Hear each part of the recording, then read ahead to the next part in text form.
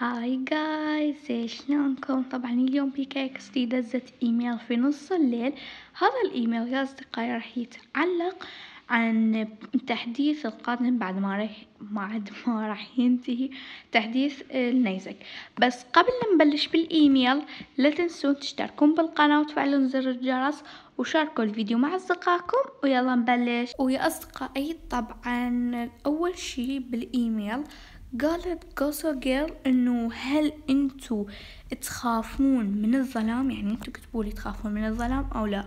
انا بالنسبة لي يعني اوكي فانتو كتبولي هل انتو تخافون من الظلام او لا. فهاي شنو هاي؟ انه تسريبات انه التحديث القادم هو تحديث الهالوين. اوكي، فهنا تسريبات لتحديث الهالوين. فيمكن انه هو لو تحديث لو باقات، لانه هو الايميل بشرح هواي ما بصور، يعني تقريبا بس له صور. فالمهم يا اصدقائي، يا اصدقائي يعني انه هل انتو تخافون من الظلام؟ ويب.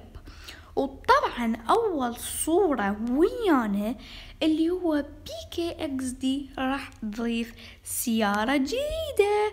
واو اوكي. سيارة نارية سريعة جميلة، او حتى اول مرة هيجي تنزل شكل. فهاي الصورة مثل ما تشوفون طبعا يا اصدقائي. هاي الصورة انه اذا ننتبه انه بيها نار وبيها اشكال، وهاي حتكون اسرع من السيارات اللي نزلت. اوكي، فانتوا كتبوا لي هل تتوقعون في كوينز او في جواهر؟ الجوهر الخضر والكوينز الصفر بكل ايميل لازم اعيدهم. فيا اصدقائي وانتوا كتبوا لي انه شو تتوقعون. انا اتوقع 100% بالشحن. شوفوا هاي السيارة، شوفوا يعني انه دائما هذني السيارات هيجي عادية، وهاي اول سيارة تنزل ل PKXD هي هاي، وبعد اكو مال نيمدا. اوكي، شوفوا هذا استأجرها، شوفوا هاي شكلها. اوكي، فيا اصدقائي وانتوا هسه شنو تتوقعون؟ وهسه ننتقل على الصورة اللي بعدها او الخبر اللي بعدها اللي هو قصة قال انه قالت اول ما انفتح هذا اللي شو اسمه او ماي جاد نسيته او ماي جاد. المهم هذا الكهف. اوكي، اول ما انفتح هذا الكهف انه حست انه هي مصدومة، تحس بدوخة. فيعني ايش فيها قصة جيل؟ يعني شوفوا، هو اول ما انفتح النيزك شنو ما انفتح الكهف انه هي قامت تخاف وقامت تشعر بصداع، يعني هو شكو اوكي. هو نيمدا وهذني النيزك. اوكي، ويا شلال. اوكي، هذا شلال.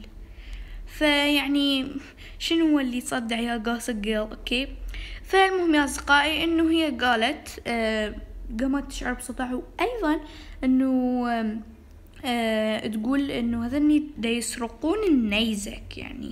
يعني هسه احنا انه دا تقصدنا انه احنا دا ناخذ النيزك ونكسرهن ونروح نشتري بيهن هذني الملابس. اوكي، فطبعا اني طالع لي كل الملابس وانتو كتبوا لي طالع لكم كل الملابس او نصهن. اوكي، فهاي الملابس تمام. فيعني انه قاعدين يسرقون بهذني النيزك، وانتو كتبوا لي هل انتو تاخذون من هذني؟ انا بصراحة اخذ من هذيك الصخرة الكبيرة، يعني مرات انه اخذ منها مرات، يعني مو هواية. فيا اصدقائي هسه ننتقل على الخبر اللي بعده والصورة اللي. وطبعا يا اصدقائي اكو خبر اللي هو جدا يعني هو صار ما ادري. اوكي، فبالايميل انه مكتوب كلمة سوداء، بس اذا راح نضغط عليها انه راح تبين شنو مكتوب بهاي العبارة. انه مكتوب مدينة البيوت راح فاسدة ومظلمة. يعني تخيل انه مدينة البيوت مظلمة وفاسدة يعني.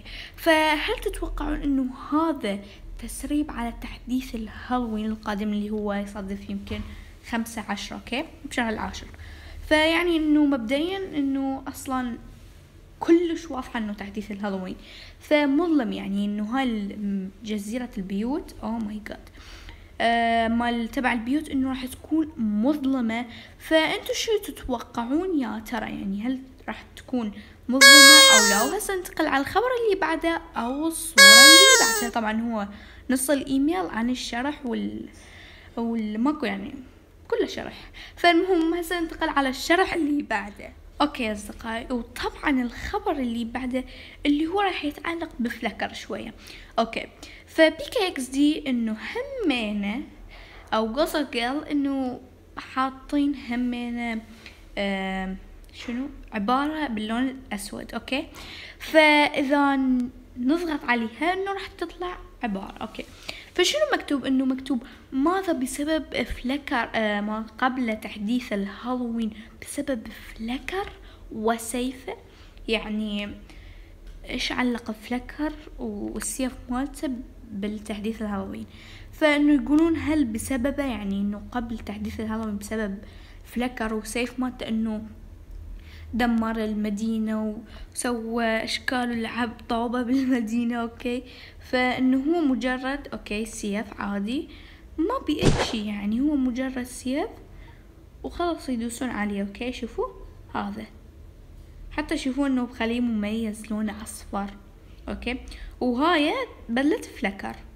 اوكي، يعني انه بسبب فلكر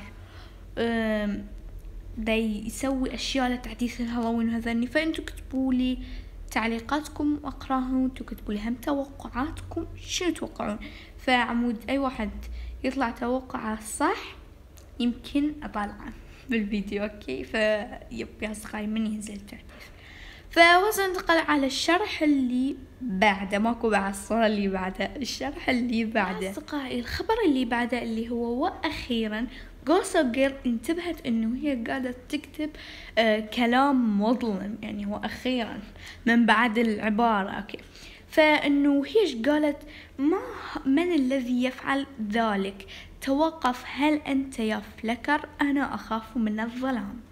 اوكي، فهي يعني Gossip Girl تخاف من الظلام، وانه تفكر انه Gossip Girl انه تفكر فلكر اللي دا يسوي هذا المصايف. فاكيد يعني هو فلكر وبلاوي الحمراء الزرقاء الخضراء الوان. اوكي، فيب يا اصدقائي وانتم كتبولي انه هل فلكر اللي دا يسوي ذني المصايب؟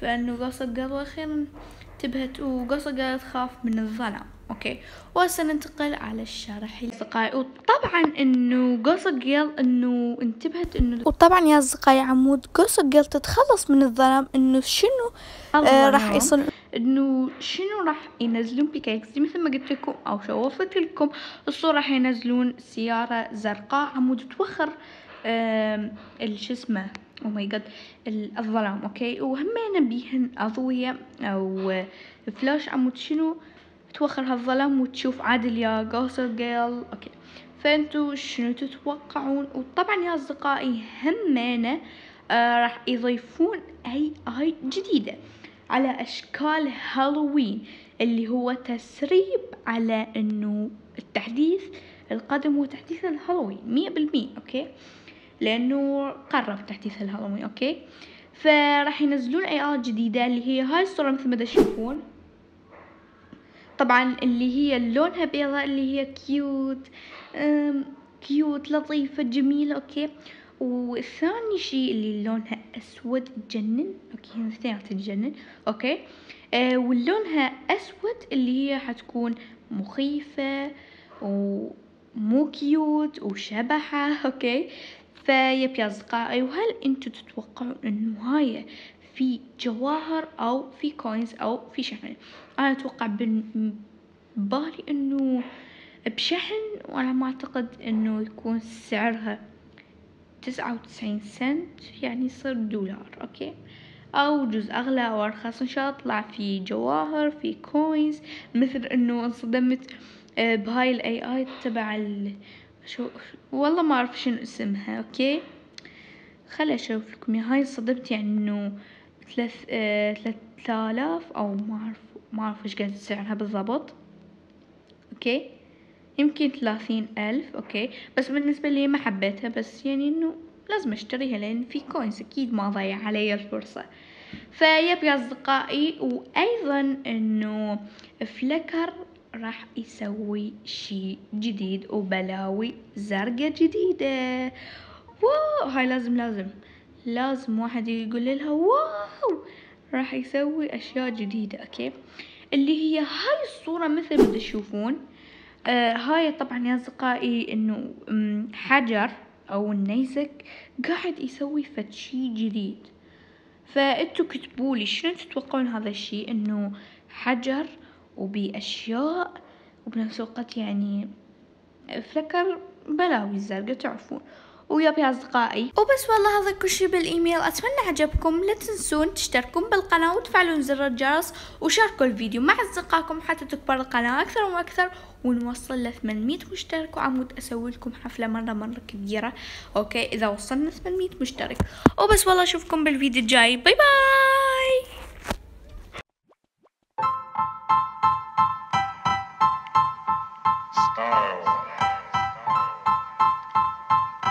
Style is the answer to everything. A fresh way to approach a dull or dangerous thing. To do a dangerous thing with style is what I call art.